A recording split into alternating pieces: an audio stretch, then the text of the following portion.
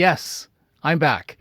It's been a long time since I've done a video here, and I had actually a few people mention to me, you know what, you haven't done a video in a long time. And I thought, oh, okay, well, you know what, let's get back on that.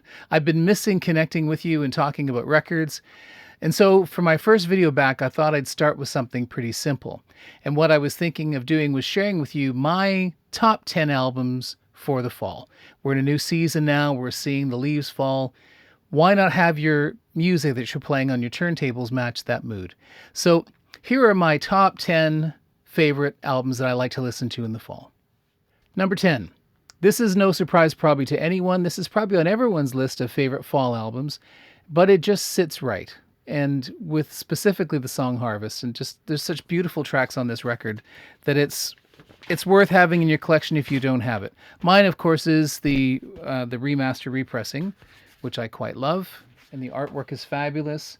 You know, Old Man, Needle and the Damage Done, Heart of Gold. These songs are ones that you want to have in your collection to play through the fall season. So my number 10, no surprise, Neil Young's Harvest.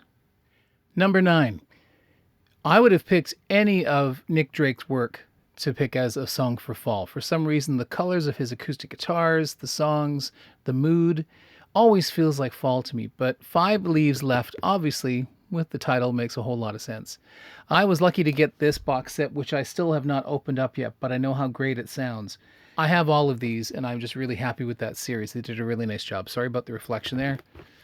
They did a really nice job.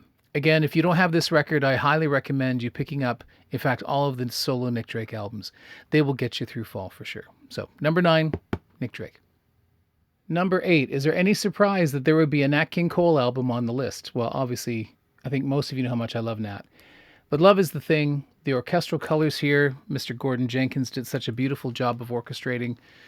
It just has that amazing sense of lushness that I attribute to the leaves coming down, the different colors. And again, my favorite version of this is the one mastered by Steve Hoffman and Kevin Gray. If you can find a pressing of this, this is one of those albums that you can show how your system sounds. It's such a great record. I think you would not be disappointed. And if you bought this and you didn't like it, message me. I might even buy it from you. But Love Is the Thing, beautiful album for the fall. For Lucky 7, you might be surprised at this one and thinking maybe this is more of a spring album, Birds, the Bees, and the Monkeys. But I'm surprised that when I listen to this, I'm brought back to my memories as a child listening to this record, and I listened to it a lot in the fall. In fact, some of these records, you're going to notice my choices have been based on maybe the time that I bought the record or it was given to me. This is the mono pressing from Friday Music that was extremely overly expensive here in Canada. But I did pick it up, and it is on groovy pinkish colored record vinyl, of course. Overly expensive, but if you have a stereo pressing of this or even an original 60s version, it's great. Some of the newer issues, the Japanese reissues, were really great. This one, you got songs like Valerie, Zor and Zam. I also love, all of Mike Nesmith's contributions on this album are just phenomenal.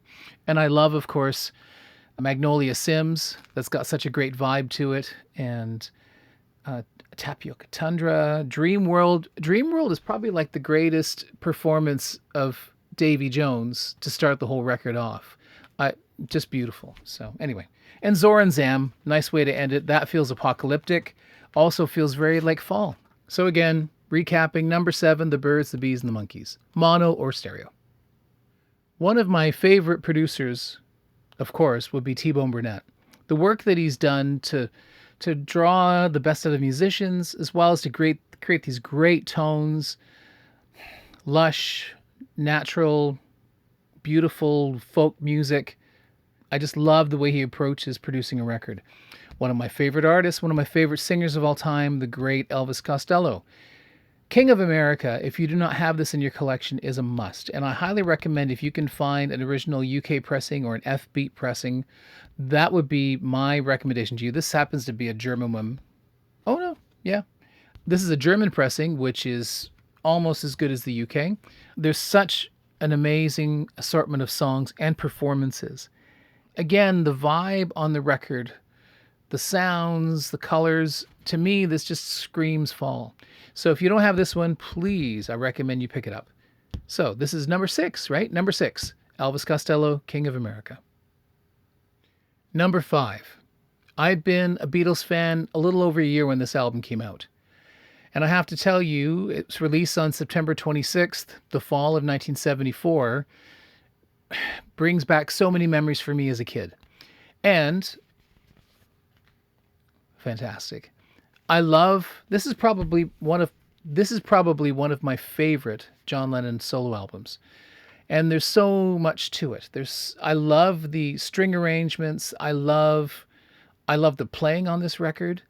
I love, again, Shelley Yakis and Jimmy Iovine. Fantastic engineering on this record. The mix is beautiful, unlike Mind Games that was muddy and sort of compressed and weird.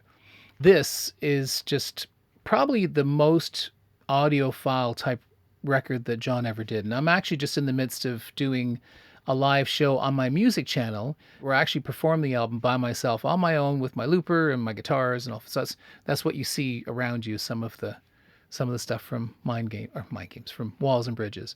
What a great record. And if you've never heard this one, I highly recommend it. Going Down on Love, Whatever Gets You Through the Night, Number 9, Dream. That's a fall song for sure. And again, this is one of those albums, I heard it in the fall, and it will always remain a fall record to me. John Lennon, Walls and Bridges. Number 4. Ironic, isn't it? Quadrophenia by The Who. 4 personalities, 4 band members. It's probably one of my top 10 albums of all time for so many reasons. For the writing, for the orchestrations, for John Entwistle's horn parts, which to me elevate this album to another level, and the sound of this band. This was them at their peak, just hovering over the decline of the band, especially with Keith and his health.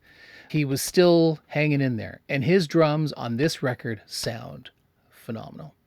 I do wish they had done a quad mix back in the day and released it, but anyway, I think there was one done, and then there was a remix done, a surround mix, which I haven't totally heard. If you've heard it, comment in the spot below and let me know what you think of it. But this will always remind me of starting school and that transition when I was a teenager. This was a huge album for me to get through my teenage years, the angst of being a teenager. Can you see the real me?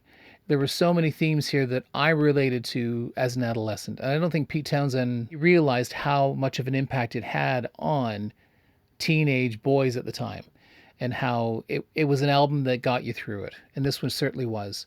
So number 4, Quadrophenia, one of my favorite albums, of course, by The Who.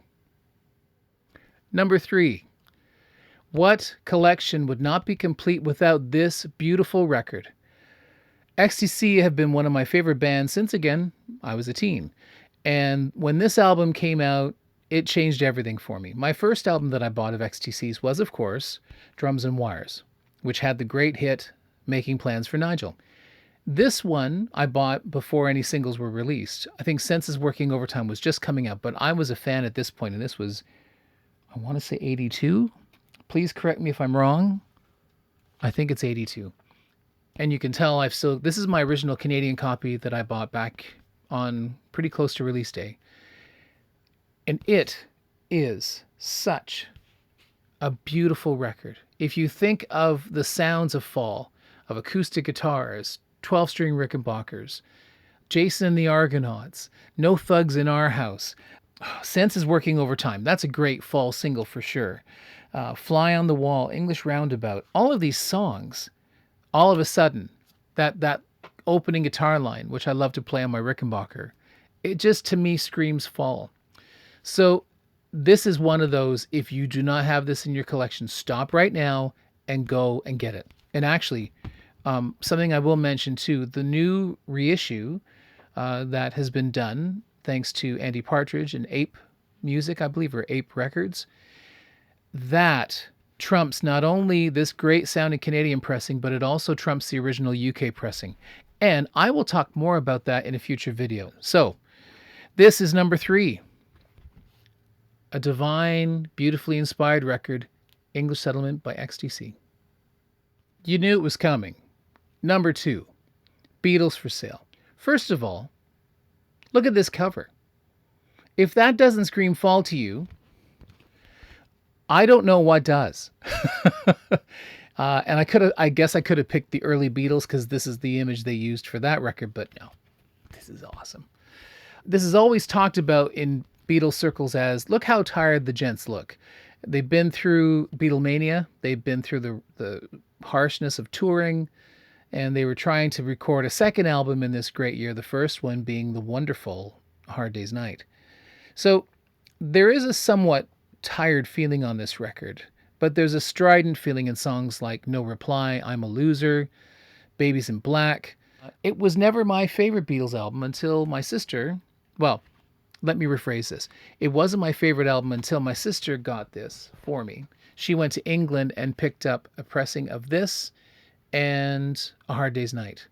And this was the first time that I had received any Parlophone pressings, any of the UK, made albums, and I was hooked. I thought these sound amazing. So best version to get of this would be a -1-1 or a -1-2 stereo copy.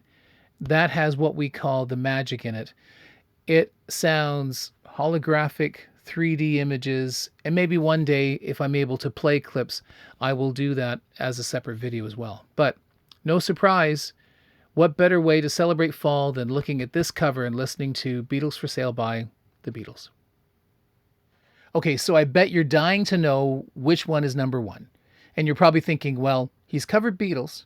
He's covered all of his favorites. What could be left? Well, let me show you what's left. One of the greatest end of summer songs ever, Long Hot Summer by the Style Council. Again, the brainchild of Mick Talbot and the great Paul Weller. Actually, Mick's great too. Let me confirm that. And the great Steve White as well, and D.C. Lee. I don't know if you can see that, the back cover there. It's a mini LP, so of course it's like an LP, it's an EP. But when I listen to this, I really feel like I've just started fall and I'm in Paris, which, you know what? There could be worse places to be in the fall. And actually, I want to share with you a copy that I got. This is, I believe, a Japanese pressing. Here's an alternate cover of this, which I just think is the bee's knees. Look at that. Isn't that fun?